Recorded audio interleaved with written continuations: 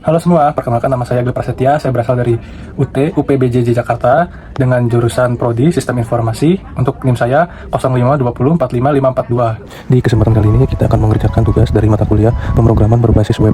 Tugas ini berfokus pada implementasi sistem pengorganisasian kode JavaScript framework Vue.js. Soal tugas meminta untuk membuat aplikasi web sederhana untuk pemesanan bahan ajar di universitas terbuka menggunakan Vue.js.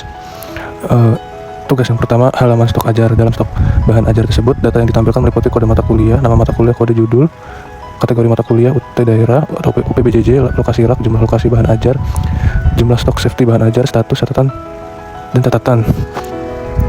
Fitur-fitur filter dan sort data stok. Filter stok data berdasarkan UT daerah atau UPBJJ list, kategori mata kuliah, urutan data berdasarkan judul stok dan harga. Implementasi dependent obtains menampilkan status stok bahan ajar. Apabila stok lebih dari 10 maka itu akan aman, stok kurang dari 10 itu akan menampilkan simbol warning, dan stok kosong itu adalah 0.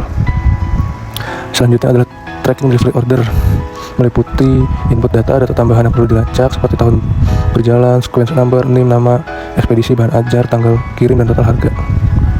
Pada video di samping berikut adalah tentang cara pengerjaan dan pengimplementasiannya.